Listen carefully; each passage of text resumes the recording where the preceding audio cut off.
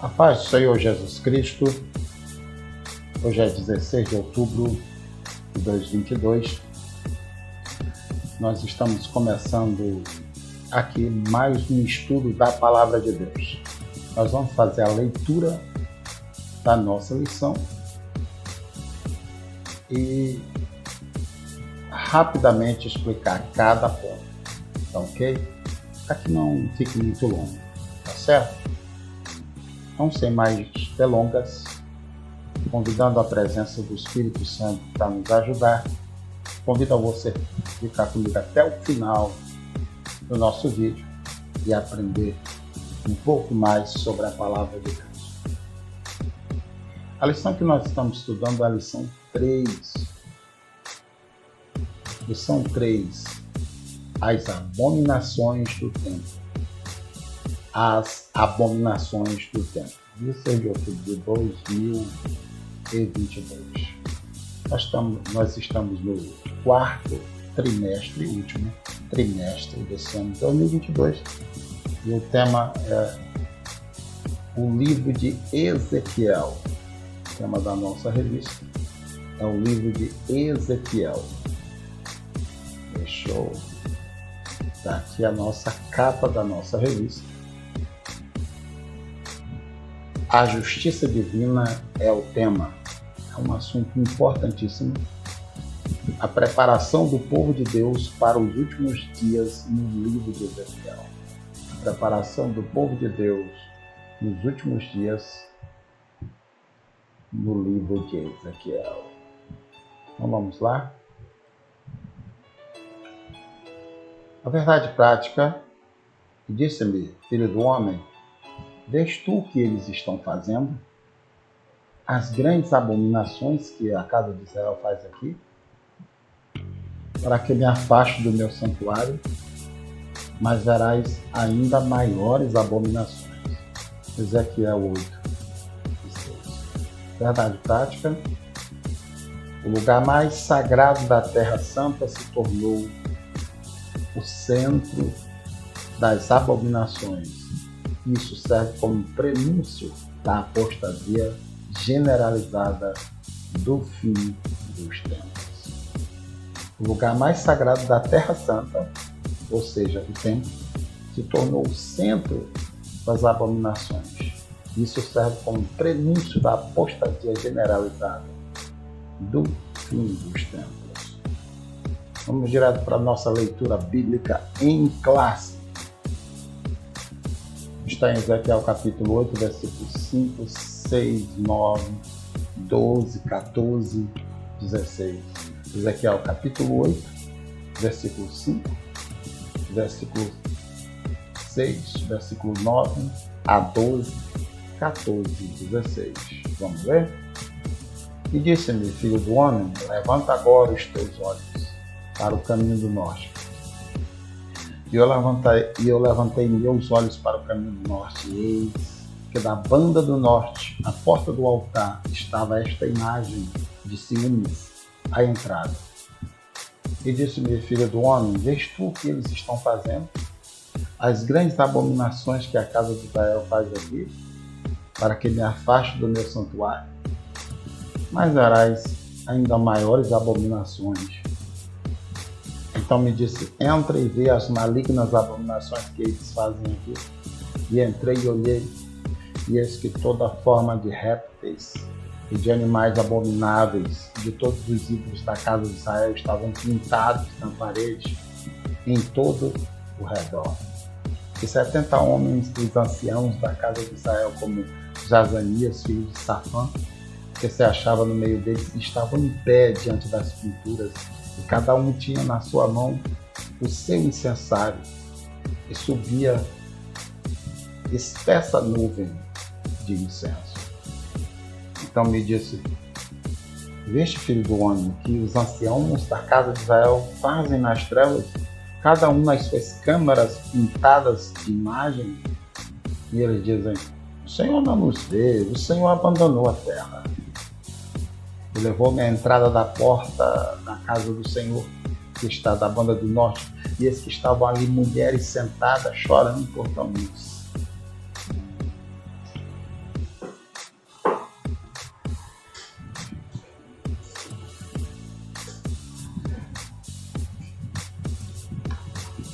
E elevou-me para o átrio interior da casa do Senhor, e estava à entrada do templo do Senhor, entre o pórtico e o altar, cerca de 25 homens, de costas para o templo do Senhor, e com o rosto para o oriente, e eles adoravam o sol virados para o oriente.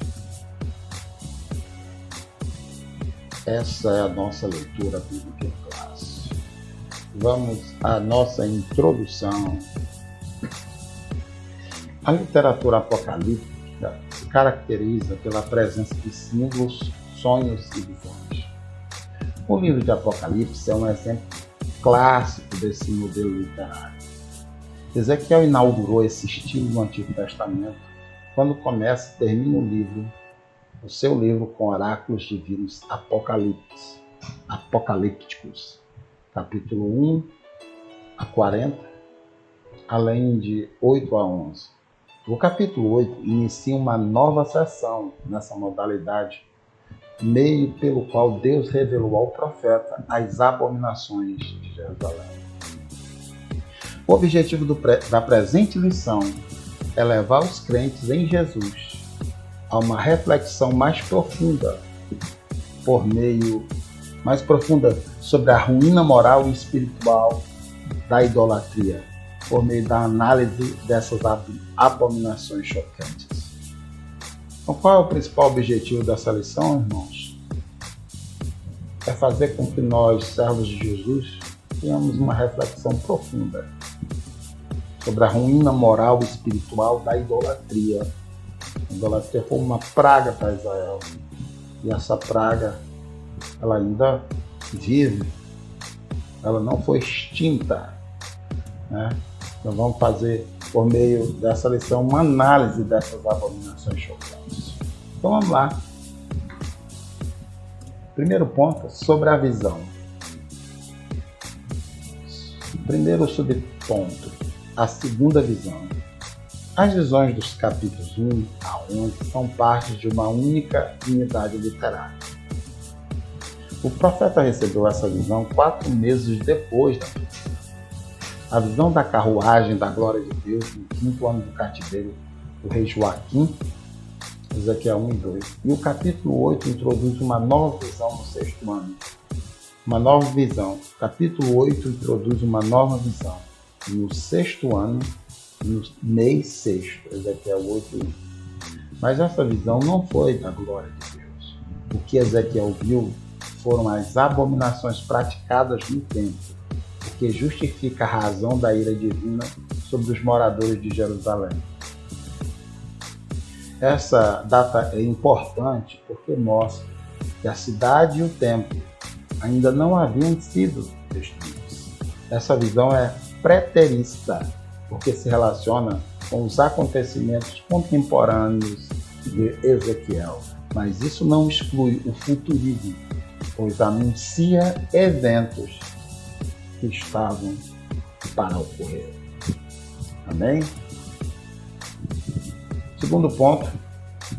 Então, resumindo aqui o primeiro ponto, algumas coisas sobre a visão, né?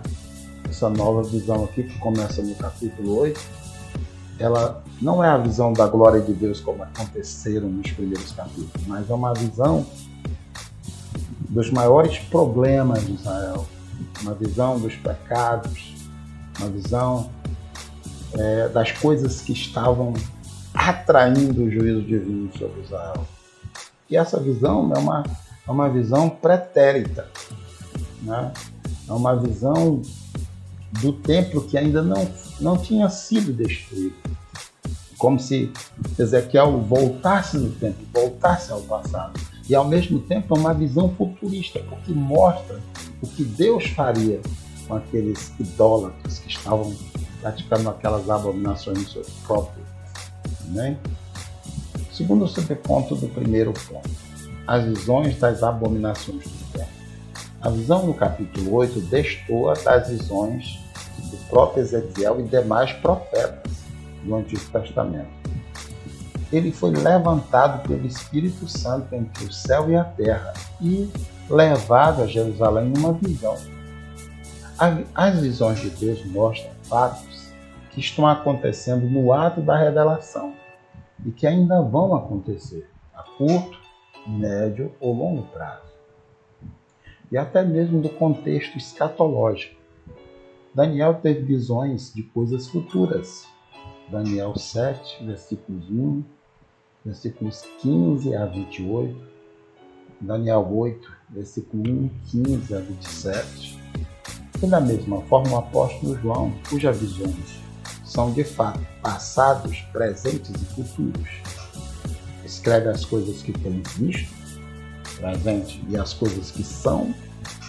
Aliás, escreve as coisas que tem visto, tu viste, passado, as que são, presente, e as que depois vão de acontecer, futuro. Então, todas as visões de Deus trazem esses períodos de tempo: presente, passado e futuro. E assim como aconteceu com a visão de João Batista na ilha de Patmos, no Apocalipse, a visão de Ezequiel tem no seu conteúdo a presença dos três períodos: presente, o que está acontecendo no presente, o que aconteceu no passado e o que vai acontecer no futuro, dependendo do que se está fazendo no presente. Terceiro subtópico do primeiro tópico: como entender as visões de Daniel? Isso é importante. Ezequiel foi transportado em espírito da Babilônia para o templo em Jerusalém. Mas há quem afirme ter sido em corpo, incorpóreo. Era uma visão em tempo real, mas não foi física. Isso fica claro porque o profeta diz: me trouxe a Jerusalém em visões de Deus.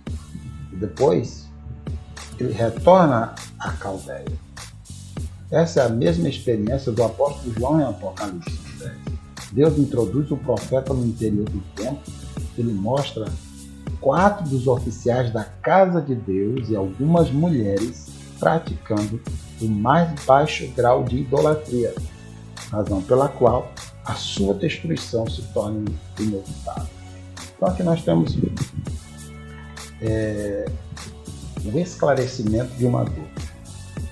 Daniel estava na Caldeia, estava em Babilônia, e ele afirma que o Senhor o levou a Jerusalém. Ele foi em corpo ou foi em espírito? O próprio Ezequiel afirma que foi em espírito. Era uma visão, era tempo real. Ele não estava, vamos dizer, vivendo em outra hora. Isso aconteceu em tempo real. Só que não foi, ele não foi pessoalmente, corporealmente. Ele foi espiritualmente. Assim como João não foi ao céu em corpo. O seu corpo continuou na ilha de Patmos, mas ele foi ao céu em espírito. Ok? E o que ele viu, Ezequiel viu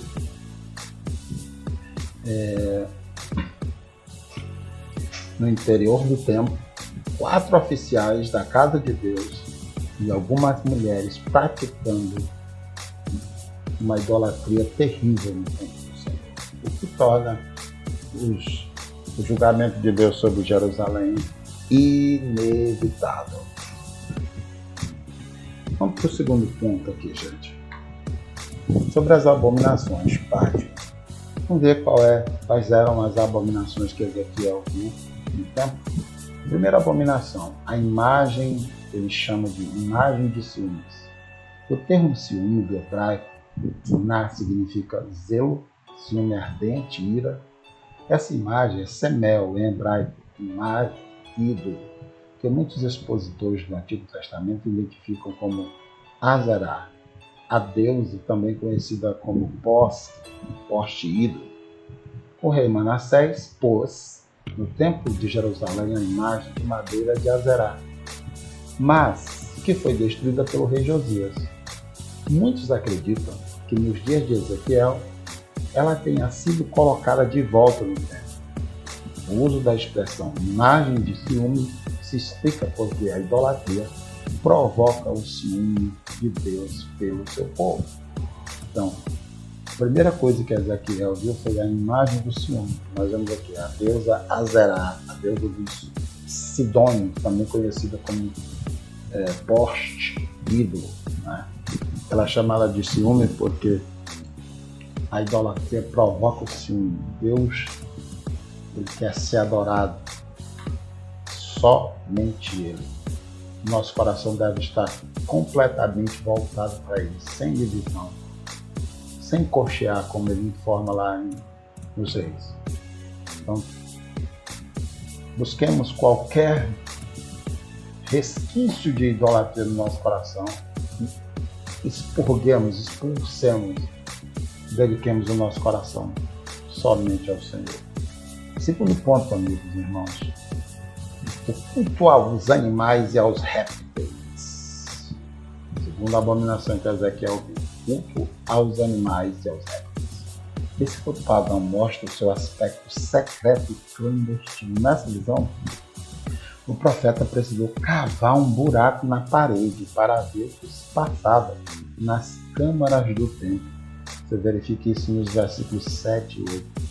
Ezequiel viu pintado na parede no interior da casa de Deus toda sorte de animais abomináveis e répteis, além dos ídolos do povo. A zoolatria significa adoração aos animais. Ela é típica dos egípcios, que viam neles mais do que símbolos ou emblemas. Eles os consideravam receptáculos das formas do poder. Não é de hoje que a idolatria aos animais existe. E ela está viva. Tem muitas pessoas que adoram os animais. Tem pessoas que zelam mais pelos animais do que das pessoas. Tem pessoas que é capaz de fazer muito mais gesto de amor, de carinho por um animal do que por uma pessoa. A idolatria aos animais é uma coisa maligna e diabólica que precisa ser extinta. Terceiro subtópico do segundo tópico: os 70 anciãos. O ancião em hebraico, Zaken, literalmente é idoso, e em grego presbíteros, o mais velho. Ambas se referem tanto a pessoas velhas como também a líderes comunitários. O termo é usado ainda para príncipes e líderes nas comunidades cristãs. Não se tem informação detalhada sobre os 70 homens dos anciãos da casa de Israel, e nada há nas escrituras que indique ser uma referência ao Sinédrio. Quanto a Jazanias, filho de Safã, há pelo menos 4 personagens com esse nome no Antigo Testamento. Em Ezequiel 11:1, em Jeremias 5:3 e 41, no versículo 8. Parece que Safã, nessa passagem, é o mesmo escrivão do rei Josias, segundo Reis 22:8-11. Alguns estudiosos não veem motivos suficientes para distinguir entre esse Safã do escrivão. Se isso pode ser confirmado, Jazanias seria uma ovelha desgarrada, como acontece ainda hoje em boas famílias da igreja, de um filho ou filha que se apostatou da fé. Repetindo, alguns estudiosos não veem motivos suficientes para distinguir esse Safã da visão de Ezequiel do escrivão do rei Josias. Se isso puder ser confirmado, Jazanias seria uma ovelha desgarrada, como acontece ainda hoje em boas famílias de igreja, de um filho ou filha que se apostatou da fé. Então, nesta visão, Ezequiel vê o culto aos animais, aos répteis, ele vê a imagem de ciúme, Azerá, e também vê 70 anciãos aqui, além de Safã, né, que é um personagem que se destaca. Safã, muito provavelmente, era o escrivão do rei Josias, um homem santo, um homem puro, um homem temente a Deus, que se foi ele mesmo, está totalmente, completamente desgarrado, como acontece com muitas pessoas. Vamos ao terceiro e último tópico, pessoal. Estamos terminando aqui. Fique comigo até o final, tá bom? uma passada rápida aqui na lição, onde você pode aprender, tá bom? Eu te aconselho, se você quiser se aprofundar mais, você pode repetir o vídeo novamente. Vale a pena. Repita o vídeo, ouça a minha leitura, as minhas rápidas explicações, leia as referências indicadas na lição e assim você vai estar aprendendo cada vez mais, tá bom? Tammuz, sobre as abominações, parte 2. Vamos lá, sobre as abominações, parte 2. O ritual de Tammuz, que era outro problema lá que o Ezequiel viu no tempo. Desculpa aí, você pulou aqui. Mas está fácil. Tá aqui. O ritual de Tammuz. Tammuz, pessoal, era uma divindade babilônica de origem suméria. Deusa da vegetação, o deus da vegetação e dos rebanhos. A crença pagã era que ele ficava 6 meses morto no submundo no período da seca e 6 meses vivo no período das chuvas. Assim era realizado anualmente um ritual de lamento pelas carpideiras em favor de Tammuz no segundo dia do 4º mês, para que ele ressuscitasse e fizesse chover. Olha que absurdo. As carpideiras eram as pranteadoras profissionais, cuja função era lamentar nos velórios e enterros, para fazer com que os outros também chorassem, né? Jeremias 9:17, André 9:4, Mateus 9:23, Marcos 5:28, Lucas 8:52. Parece que essas mulheres estavam envolvidas num culto sincrético, visto que a visão é do 6º mês. Era uma adoração a Javé e, ao mesmo tempo, a Tammuz. Os hebreus, depois do cativeiro babilônico, deram ao 4º mês do calendário religioso o nome de Tammuz, que é o junho e julho, por isso fica entre junho e julho, tá certo? Então tá aqui, uma dessas abominações que aqueles homens e mulheres estavam fazendo era o ritual de Tammuz. O que era o ritual de Tammuz? Era esse choro, né? Dessas carpideiras acompanhado pelos adoradores, uma espécie de lamentação e invocação para que o rei, o deus Tammuz, ressuscitasse novamente, devido a acreditar que ele era o deus do rebanho e das vegetações. Ele trazia chuva, não é?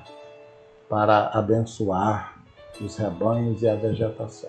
6 meses ele ficava vivo e 6 meses ele ficava morto. E precisava, elas acreditavam, essas pessoas acreditavam que precisavam chorar, implorar, rogar para que esse Deus ressurgisse, nos abençoasse com a chuva.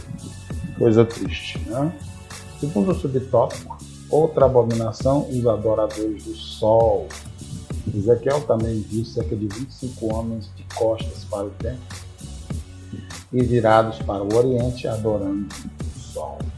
Era uma afronta a Deus.